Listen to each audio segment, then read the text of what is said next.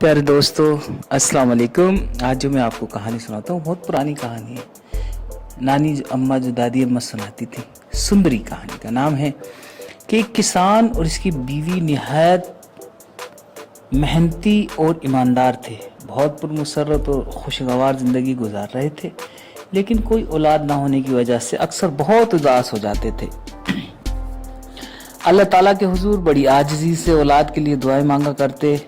گھر میں بچے نہ ہونے سے ان کا آنگن سونا تھا. ان کی بڑی خواہش تھی کہ اللہ انہیں ایک بیٹی یا بیٹے کی نعمت سے نواز دے، لیکن اللہ کو پتہ نہیں کیا منظور تھا. دن یوں ہی گزرتے رہے. کسان روز صبح سویرے نماز وغیرہ سے فارغ ہو کر کھیت کا رخ کرتا اور اس کی بیوی اللہ کے حضور حاضری دے کر اپنے گھر کے کاموں میں مشغول ہو جاتی. لیکن دل میں ہمیشہ اولاد کی خواہش اور کانوں میں ان کی آوازیں گونجتی رہتی. ایک دن کسان جب کھیت سے گھر لوٹا تو اس کے ہاتھ میں بہت بڑا سا ایک بیگن تھا. بیوی سے دیکھ کر بہت حیران ہوئی. اتنا بڑا بیگن. کسان نے بیوی کو بیگن دیتے ہوئے کہا، لو لے، ایک نیک وقت کل اس کی سبزی بنانا. یہ ایک ہی رات میں اتنا بڑا ہو گیا، میں نے اسے توڑ لایا. بیوی اس کی خوشنما رنگت اور جسامت دیکھ کر بہت خوش ہوئی. اب تو رات ہو گئی ہے، کل ہی تیرے لیے اس کو پکا دوں گی. باتیں کرتے کرتے دونوں سو گئے. صبح ہوتے ہی کسان کام پر چلا گیا اور بیوی صفائیوں میں مشغول ہو گئی. مرغیوں کو دانہ ڈالا اور گھر کے دوسرے کاموں سے فارغ ہو کر کسان کے لیے کھانا پکانے کا خیال آیا تو بیگن ایک بڑے سے تھال میں رکھ کر کاٹنے بیٹھی. اس نے چھری سے ابھی کاٹنا شروع ہی کیا تھا کہ اس میں سے بڑی سریلی آواز آئی، دھیرے دھیرے کاٹو، دھیرے دھیرے کاٹو، میں سندری ہوں، میں سندری ہوں. بہت پیاری سی آواز آئی. اس نے فوراً ہاتھ روک لیے. دل میں بہت ڈری. سیمی ادھر ادھر دیکھا، یہاں کوئی نہیں. پھر آواز کہاں سے آ رہی ہے؟ کوئی میرا وہم تو نہیں. پھر کاٹنا شروع کیا. دوبارہ آواز آئی، دھیرے دھیرے کاٹو، دھیرے دھیرے کاٹو، میں سندری ہوں.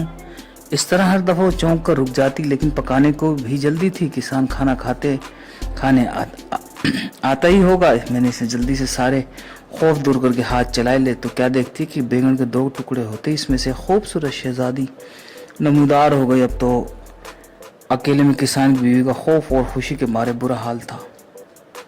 تعجب، خوشی، حیرتوں کے مارے وہ گمسم ہو گئی.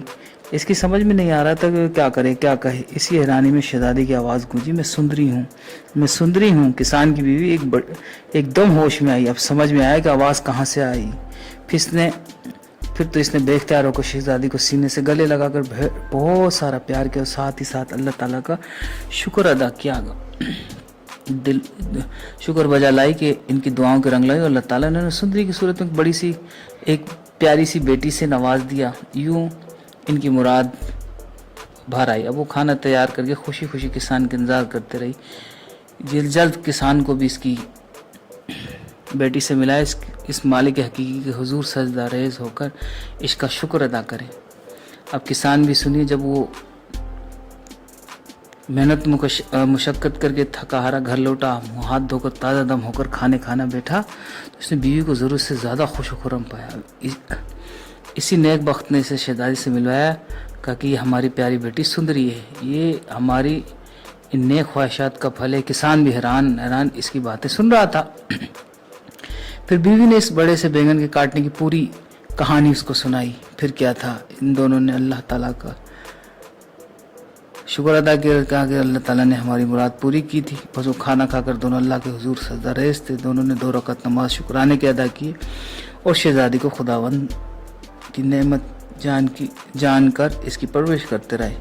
اللہ تعالیٰ نے اس کے آنگن میں بھی ایک خوبصورت پھول کھلا دیا. بے شک اللہ مایوس نہیں کرتا، وہ نیک تمناؤں کو ضرور پوری کرتا ہے. کسان کو پھر یاد آ گیا. اس نے اپنی بیوی کو بتایا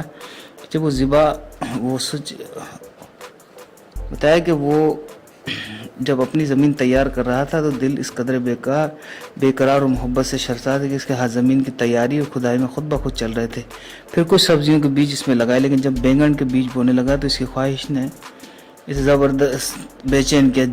جی میں یہی خیال آیا کہ کاش مجھے کہیں ہنستا مسکراتا کھلونا مل جائے، میری تمنا پوری ہو جائے. اسی تصور نے اتنا سر ابھارا کہ اس کے بیج بوتے بوتے اس مٹی میں خوبصورت طرح طرح کے مسکراتے چہرے نظر آنے لگے. وہ خود عجیب و غریب کیفیات इन ग़ैबी एहसासात पर बहुत देर तक लुत्फ़ अंदोज़ होता रहा और दिल दिल में अल्लाह ताला से बाकलाम होकर दुआएं मांगता रहा। काश ऐसा हो। जब होश में आया तो खुद ही शर्मिंदा हुआ, अल्लाह ताला से माफ़ी मांगता रहा कि अल्लाह मैं तेरी रज़ा में राज़ी हूँ, जो तेरी मर्ज़ी में इसमें खुश हूँ। लेकिन अल्लाह ताला भी रब्ब करीम हैं। ऐसे किसान की खामोश दुआएं आरज़ू में बहुत भाई। फिर क्या था कि बाहर गए लाई में कबूलियत की घड़ी थी। अल्लाह ताला ने फ़ौरन अपने फरिश्तों को हुक्म दिया कि आलम बरज़ख से एक रूह लाकर बीज में डालें। यूँ रब्बुल इज़्ज़त का हुक्म पाते फरिश्ते हरकत में रूह को बैंगन के बीज में मुंतकिल कर दिया। किसान ने अपना पूरा काम करके घर का रुख किया। रोज़ अपने लगाए हुए बीजों को देखभाल करता रहा। यही इसका रोज़ का मामूल था। चंद दिनों में ही इन बीजों में नन्हे नन्हे पौधे नमूदार हो और वो खैत के और कामों के साथ इन पौधों की भी निगरानी और हिफाजत करता। अभी एक हफ्ता भी ना हुआ था कि इसमें एक बैंगन पौधा बड़ी तेजी से बढ़ रहा था। उसमें फूल भी सबसे पहले आया। इन सब फूलों में एक फूल सब में नुमाया था और देखते देखते इसमें फल भी आ गए। इसकी ज़िंदगी में इतनी तेज़ी से फल देने वाला ये पहला ही वाक़या था। वो अल्लाह का करम और अपनी मेहनत का नतीजा समझता रहा। लेकिन एक दिन वो बहुत ही हैरान हुआ जब खेत के दूसरे दरख्तों और पौधों को देखभाल करता सब्जियों की बाग की तरफ आया। क्या देखता है कि एक बैंगन के पौधे में एक बैंगन रात में बड़ा हो गया है। इसने इसे तोड़ लिया। तोड़ते हुए हल्की सी सुरीली जलतरंग की आवाज़ आई। बाद में इसने इसको अपना वहम समझा। रात को इस बड़े से बैंगन को घर ले आया और बीवी को दिया। कल ही इसकी सब्जी बनाई। दूसरे दिन बीवी ने जब इसे काटा तो बार बार वही आवाज़ आई, धीरे धीरे काटियो, मैं तो सुंदरी हूँ। कैसी लगी आपको कहानी? और कहानी लेकर इंशाल्लाह हाजिर होंगे। प्लीज़ मेरे चैनल को सब्सक्राइब करें,